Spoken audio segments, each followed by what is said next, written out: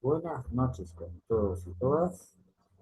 Agradezco a Derecho y Debate por la invitación a exponer sobre el tema que en principio se iba a resolver en la mañana de hoy, por eso esta actividad estuvo programada para el mediodía, y que acaba de tener una resolución, casi cuestión de minutos, la composición del gabinete que en principio acompañaría toda la gestión del encargado de la presidencia, José Balcázar. Si queremos un resumen de lo que acaba de ocurrir, podríamos decir una, una relativa sorpresa, una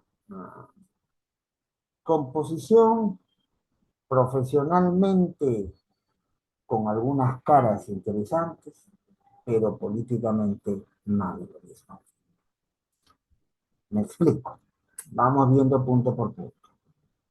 Ya desde ayer, aquí en Lima, capital de la República Peruana, que es una ciudad muy chismosa, por cierto, corría el rumor que existían desencuentros entre Balcázar y De Soto sobre el nombramiento de tres ministerios. Por quien no lo conoce, la constitución vigente en el Perú señala que es el presidente, la presidenta del Consejo de Ministros, no primer ministro, por favor, no, primer ministro es un jefe de gobierno, y esa es una de las cosas por las cuales De Soto no está donde quería estar, ¿no?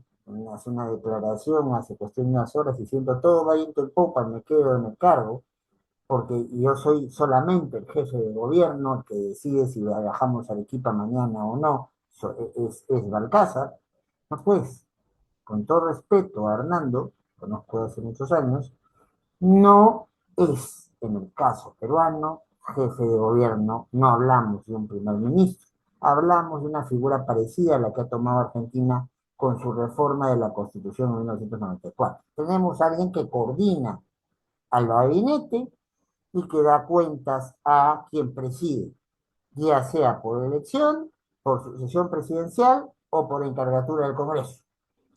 Estamos hablando de una presidente o una presidenta del Consejo de Ministros. La fórmula en el caso peruano es muy clara. Formalmente es el presidente o presidenta del Consejo de Ministros que se ha planteado quien presenta su lista. Si formalmente quien está asumiendo la presidencia de la República la reconoce y ahí viene luego la exposición en público. ¿Ya? Regístrese, comuníquese, publíquese.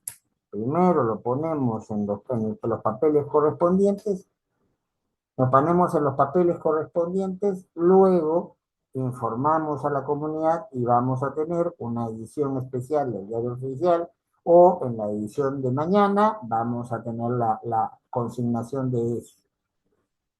¿Qué es lo que pasó aquí? Los rumores nos dicen que De Soto va con su lista y hay tres nombres en tres ministerios que no se le aceptan. Denis Miralles es citada desde la mañana para tener una reunión con la presidencia y ya eran muy fuertes los rumores que tanto es así que algunos medios de comunicación, eh, con toda claridad, radioprogramas del Perú, que tiene una de las radios más escuchadas del país y que tiene su canal de cable, también muy sintonizado, ya en el programa de las noticias del mediodía, teniendo a los periodistas Carlos Villarreal y Jorge Rodríguez, De Soto declara, no hay problema ante los rumores, estamos viento en popa. Es más, mañana viajamos a Arequipa con el presidente de Balcázar para ver el tema de las lluvias. Bueno, pero la procesión iba por dentro. Y a eso de las 2 de la tarde, ya el rumor ya tenía mucha intensidad y lo que nos hemos encontrado es con una ceremonia donde Denis Miralles, una funcionaria de carrera, muchos años en proinversión, asumió el Ministerio de Economía con José Gerí y no solamente se queda en el gabinete, sino ahora está en la coordinación del gabinete. ¿Mm? Mucho de la composición, yo cuento por lo menos 5 de los 19, más 5 o 6, son ministros o ministras que venían ya con Gerí. Y si vemos los nombres, en líneas generales, Miralles, Cela, que hace ratificado en el cargo, Arroyo ratificado en el cargo, eh, y algunos nombres más, Gerardo López, eh, Hugo Vegaso, Luis Jiménez, eh, Erfer Castillo, Luis Quirós, Felipe Mesa, Óscar Fernández, César Quispe, José Reyes, Ángelo Álvaro Alfaro, Aldo Prieto, Wilber Cifuentes, Harry Izarra, Leli Paredes, Soraya Altabás, Nelly Norca Vázquez.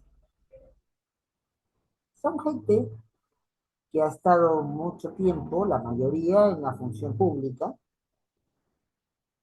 pero en un plan más bien técnico, no de decisión política, e incluso si han asumido la responsabilidad política de los sectores que están a cargo de sus ministerios, lo han hecho con un perfil más bien de carácter técnico, han sido muchas veces más secretarios o escuderos, secretarias o escuderas del presidente Gerí, ¿ya? Porque aquí no hay vuelta de antiguos ministros o antiguos ministros del gabinete, son varios quienes provienen de la composición Gerí, y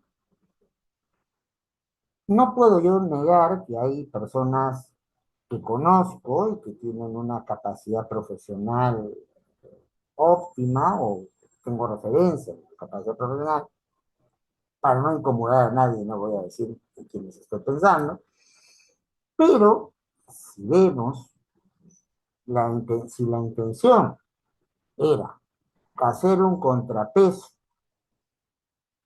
a las tentaciones ideológicas, si sabe el término, si se entiende el término, un presidente muy vinculado, un encargado de la presidencia muy vinculado a sectores de izquierda, pues la composición actual no es una composición de izquierdas, es una composición más de técnicos con unas claras cuotas de ciertos partidos políticos, ¿no? Que son los que apoyaron en la votación a Balcázar para que lleguen al puesto que está.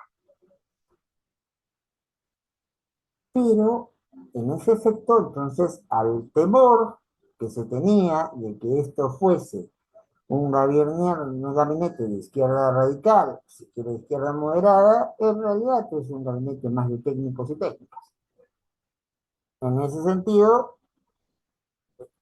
el presidente Balcázar tuvo bien cumplidos los deberes, pero claro, el efecto de Soto, personaje polémico, sin duda, era el darle un peso específico a la capacidad de negociación que un gobierno que es débil, tan débil que es puesto por el Congreso, pueda hacer contrapeso suficiente a las decisiones de gobierno. No lleguemos a los extremos de que los que se vio en el caso de la presidenta Boluarte, donde teníamos ministros que decían, no, esto que pase, yo no lo voy a discutir porque ya no tengo correlación, tengo una presidenta que no viene con bancada congresal detrás, Ya pues, igual por insistencia lo van a sacar, entonces ¿para qué me voy a perder? Y lo que hemos visto en la gestión Gerí fue porque eso no lo ha perdido, un integrante del Congreso que votó por ciertas normas claves, muy polémicas algunas de ellas, por ejemplo, las llamadas normas pro crimen, y no hizo mayor esfuerzo cuando estuvo en el cargo para desactivar esas normas. No hizo mayor esfuerzo también para oponerse a la controvertida regulación del registro de mineros informales, el famoso REINFO en el caso peruano. Allí quedó, se prorrogó su duración, veremos qué pasa después, pero lo cierto es que una oportunidad para poder regular mejor el tema de la minería ilegal, la actividad ilícita que más dinero genera en el país, más que la tala legal, más que el narcotráfico, se perdió la oportunidad de establecer algo porque se ha ampliado este registro y no se ha aprobado ley llamada, la ley que, llamada MAPE, la ley que podría establecer pautas con cierta carácter de definición del problema que tenemos hoy, ahora, con la minería ilegal. La cosa sigue blanca. Y no veo en esta composición, donde hay gente muy honorable, hay gente que prefiere no hacer mayores comentarios, no veo en esta composición alguien que tenga un contrapeso político para poder enfrentarse a las circunstancias de pelear en el Congreso un presupuesto, ¿ya? Pelear en el Congreso porque hay urgencias que debieron estar previstas, pero parece que no se tuvo la suficiente diligencia para ello. Todos sabemos todas sabemos que todos los años en el Perú, por esta época, es época de lluvias y comienzan a haber aluviones, comienzan a haber lo que llamamos en términos del Perú, tomando una denominación del quechua, sabemos que hay huaicos, eso bloquea carreteras, eso inunda casas, eso inhabilita ciudades enteras, eso corta la comunicación de regiones que básicamente hacen transporte terrestre y otra cosa. Eso hace muy difícil que se pueda, con ríos absolutamente desbordados, hacer transporte marítimo. Eso también complica la cuestión climática, obviamente que los aeropuertos puedan funcionar y que los puertos también, porque hay que tener condiciones para salir y para llegar de un aeropuerto a un puerto. Sabiendo que esto es un libreto conocido, mayor previsión no se tuvo al respecto. Y nos encontramos con que ahora, sobre la marcha, esta composición del gabinete va a tener que negociar con la mayoría congresal, ¿no? En un contexto de elecciones, cómo se amplía para atender esta urgencia que en realidad debería haber tenido mayores previsiones. Lo mismo podemos decir en materia electoral. El mal llamado sistema electoral en el Perú, porque el sistema electoral en la doctrina es otra cosa. En la doctrina, el sistema electoral es cuál es el criterio que uso para asignar las curules congresales. O sea, el sistema mayoritario, el que gana se lleva todo, o se lleva la mayoría en esa circunscripción, y el sistema proporcional. Busco hacer una suerte de foto de la representatividad de una realidad. Cuando el asunto ya viene muy disperso, establezco lo que se llama la valla electoral, la barrera electoral, o sea, partidos que tienen menos votaciones que eso, pierden suscripción y se van a sus casas, entonces a juntar firmas para volver a participar en la vida política, como agrupación, como tal. Pues era previsible con una elección a la cual hay 36 candidaturas a la presidencia de la República, una cantidad mayor incluso de grupos que se presentan para el Senado, para la Cámara de Diputados, para el Parlamento andino, Y aquí cito nomás, en, en, en, en, en, en noviembre tenemos elecciones para, para los gobiernos regionales, para los gobiernos locales, que en el Perú son de dos tipos, de tipo provincial y de tipo distrital. Con lo cual estamos hablando a muy a cortas de una elección de más de 20 regiones, de unos 150 provincias y de más de 1000 distritos. Además, con un detalle, con la elección presidencial que va a tener necesariamente una segunda vuelta, un balotaje a la peruana. Las dos primeras votaciones, porque al 50% de los votos no se va a llegar ni de casualidad. Hoy día, por lo menos están las encuestas, muy confiables para alguna gente, muy poco confiables para otra. Nos dicen que quien más votos tiene está entre el 12 y el 14%. Quien le sigue está entre el 9 y el 10. Tendrían que cambiar mucho las cosas de aquí al 12 de abril para que alguien pase al 51 o al 52.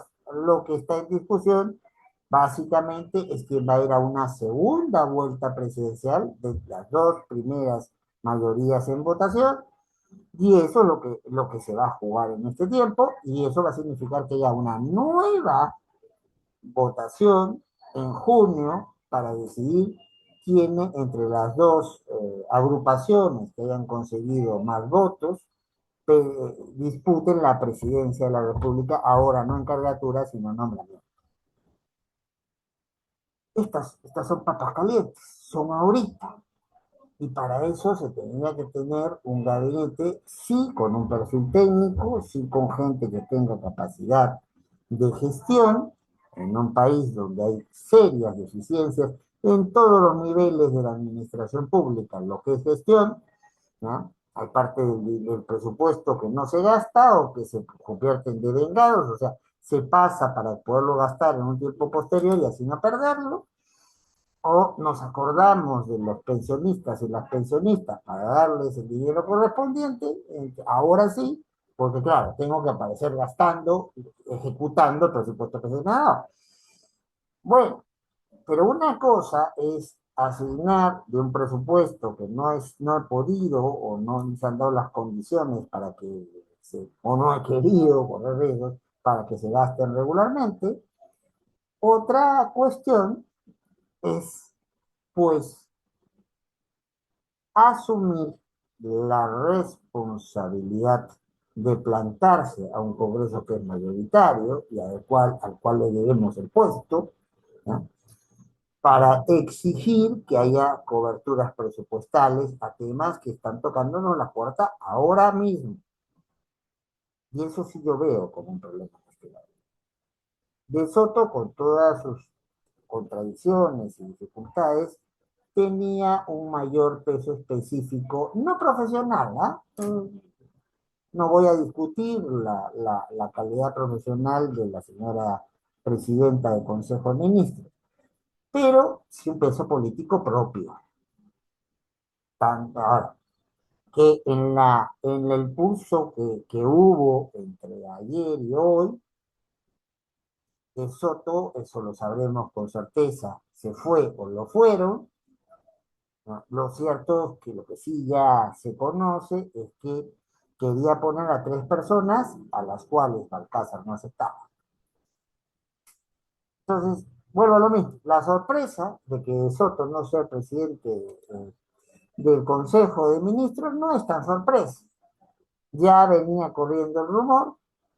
La señora Miray estuvo desde temprano en Palacio de Gobierno y todo parece que no precisamente discutiendo temas presupuestales o temas financieros, ¿no? O por lo menos no solamente eso, ¿no? La composición que vemos son varios ministros, ministras que repiten el cargo, y hay personas que llegan recién al puesto, pero que ya tienen un recorrido conocido en la administración pública, y otras que son claras cuotas de la correlación que ha llevado a la presidencia, a la encargatura de la presidencia de la Casa. Por eso insisto en mi comentario inicial. Alguna sorpresa relativa, una calificación profesional que no es menor que la del gabinete Geri, pero en lo político, más de lo mismo. En lo político no encuentro articulador, salvo el mismo Balcázar, ¿no?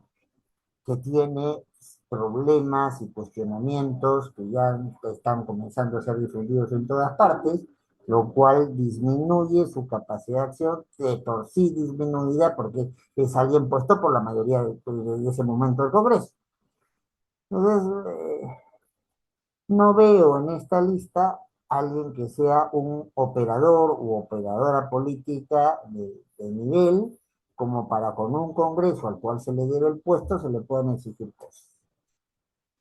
Veo un espacio que va a buscar administrar y administrarse hasta el traslado del mando, si es que antes en el camino no ocurre alguna censura a el presidente encargado, que es realmente presidente del Congreso. Ya se ha visto, alguna gente lo seguirá discutiendo, pero ya se ha visto que hay una ley del 4 de diciembre del 2000 donde se dice el tratamiento que se le da a un congresista, a una congresista que se encargue de la presidencia de la República, es para todos los efectos el tratamiento de alguien que pertenece al Congreso. Ergo, la vacancia, que es una figura establecida para un presidente o para una presidenta, no cabe en este caso. Que han llegado a esa situación no por convicción técnica, sino por conveniencia política, bueno, es el mundo de las especulaciones. Y en el mundo de las especulaciones puede hablar cualquier ciudadano o ciudadana, pero eso no es el mundo del derecho. El mundo del derecho es de lo que es constatable, de lo que se puede probar y lo que responde a ciertos derechos y obligaciones que pueden estar establecidos formalmente en la regulación de cada país o que nos vienen por compromisos internacionales asumidos y en algún caso por cuestiones que se imponen por Dios coges, o sea, como pautas de derecho de orden público internacional, costumbres internacionales de las cuales, aunque no las hayamos escrito, no nos podemos sustentar. Insisto, aquí, si alguien esperaba un gabinete absolutamente de tendencias en esta geografía política de izquierdas, no lo va a encontrar. Si aquí alguien esperaba a De Soto, bueno, ya corrían rumores que el mismo De Soto trató de desmentir de que él no era. Ahora, si él se fue porque quiso, o si él se fue porque ya no lo quisieron, es algo que se va a esclarecer en estos días con toda certeza. Y porque De Soto no es un tipo que guarde mucho silencio, siempre ha sido afecto a estar en un primer plano, o por lo menos en un plano en el cual se le puede observar. Tarde o temprano De Soto va a decir su verdad y frente a eso el gobierno Balcázar la ratificará o la rectificará. Para efectos prácticos, era una situación que ya en los últimos momentos se consideraba como posible, y volviendo a lo que ya decía, la composición es básicamente de gente técnica, varios que están renovando, varios que habían sido viceministros o viceministras del anterior ministro, de la anterior ministra, no hay mucho cambio en el panorama. Para algunos probablemente una composición profesional mejor, lo dejo al criterio de cada quien, pero lo que importa, porque finalmente un gabinete lo que hace es labor política, es responsabilidad política de lo que pasa en los diferentes sectores de la administración, y una buena administración es la que se debe atender los derechos de los ciudadanos y las ciudadanas. Sobre eso no han dicho nada. Es un poco más. Vamos a ver en estos días qué acciones se toman. Hay problemas que son de una urgencia apabullante. El tema de fortalecer la cobertura electoral es para anteayer. La tragedia que estamos viviendo con el cambio climático es terrible en prácticamente todas las zonas, todas las regiones del país, aunque ya casos como el de Arequipa, una de las regiones más poderosas de nuestro país, es indisimulable, pero bueno, veremos si este tipo de técnicos con poco margen de acción política y con pocos operadores políticos para plantarse a un Congreso, que es quien tiene la sartén por el mango, seguimos siendo un sistema presidencial, presidente encargado de la presidencia, es jefe de Estado, jefe de gobierno, eso no ha cambiado, ese es el núcleo duro de un sistema presidencial. Que sea un presidencialismo débil, porque no, Balcázar es un invitado en una bancada, entonces no tiene una bancada propia y así llega al Congreso y así llega a la presidencia del Congreso y así llega a la encargatura del gobierno de la República, muy, muy afortunado para él y para su entorno, pero no es fácil ponerle candados o ponerle resistencias a quien me ha puesto en el lugar y a quien, como ha hecho con algún otro, veas el caso anterior de FI, si hay un consenso suficiente se le saca. No me hago grandes ilusiones de cambio. Lo que sí pediría que este gobierno sea en realidad un gobierno de transición, gobierno que resuelve, apaga los incendios urgentes y deja instaladas las bases para enfrentar los problemas más de fondo en el país. Eh, bueno, Geri perdió esa oportunidad. Hasta ahora estamos esperando conocer la propuesta que iba a hacer para un plan, un seguimiento normativo sobre un tema acuciante en el país también, que es seguridad ciudadana. Sin duda, el tema que la población de nuestro país más considera, teme y respeta. Porque hemos pasado de ser el país número 40 en el mundo de más riesgosos a ser el número 10. En este momento, todos los días, alguien es asesinado o asesinada en las calles porque se está pidiendo un cupo de extorsión, ¿ya? Para que pueda desarrollar sus actividades, ¿no? Y si no se paga, se corre el riesgo de perder la vida o el riesgo de que lo que está pasando mucho en el transporte urbano en algunas ciudades, Lima, Trujillo fundamentalmente, Callao, que es una conurbación con Lima, o disparan al bus de la compañía de transporte que no está pagando o que no está pagando los que se conocen suficiente, o aparece una nueva basta de extorsión, de extorsiona, que les pide yo también quiero lo mío. Pues claro, uno puede estar sentado en el bus y le cae la bala. Uno puede estar pasando por la calle y una bala perdida acaba con uno. No veo que aquí se introduzcan cambios especiales a esto. ¿Qué es lo que sí se puede esperar? Al haber salido Tiburcio y entrado un nuevo ministro del Interior, es el jefe político de la policía, claro, el comandante general de las fuerzas policiales es quien preside la República. Pero no nos engañemos, para la cuestión de la conducción política de todos los días o para plasmar lo que se haya acordado como una estrategia de mediano o largo plazo, para eso está el ministro del Interior o la ministra del Interior. Y al haberlo cambiado es una señal que lo que puede darse sí es un cambio en los altos mandos de las fuerzas policiales. ¿Qué tanto? No tengo bola de cristal. Y si la tuviera, no soy muy creyente en las cuestiones de superstición, ¿no? Pero ahí se puede avisorar si algún cambio En el tema económico, ninguno. La ministra de Economía hasta hoy pasa a ser presidente del Consejo de Ministros. No hay muchas posibilidades para que el libreto cambie, ¿no?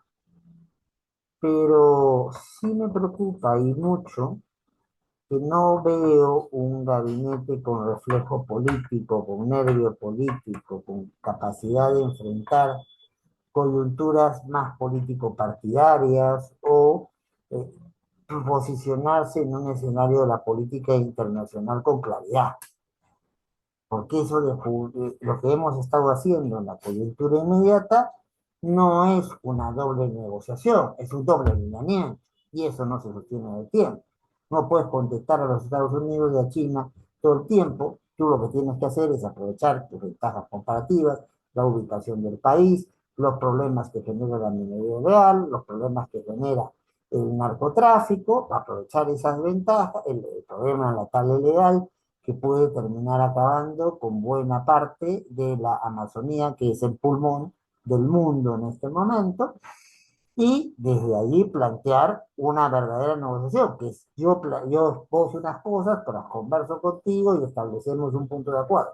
No es que nos vengan a imponer con un embajador a decir qué es lo que tenemos que hacer o plantear un nivel de actividades a realizar en las cuales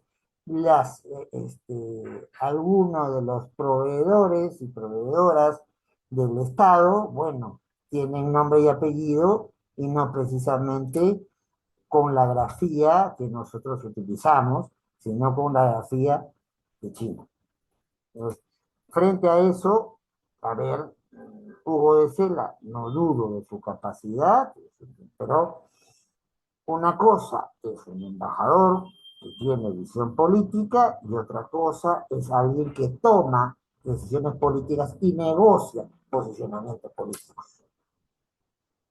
Bueno, pues con esto creo, con cargo a seguir conversando del tema, veo en línea general en líneas generales, lo que acabo de escribir. Sorpresa relativa, alguna calificación profesional que resaltar, pero políticamente más de lo mismo.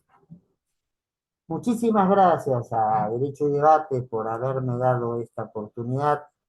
Un abrazo para todos y todas. Se me ha dicho que se expone y que las preguntas se van a recibir después. Cuando se me alcancen las preguntas, con todo gusto las responderé. Hasta siempre.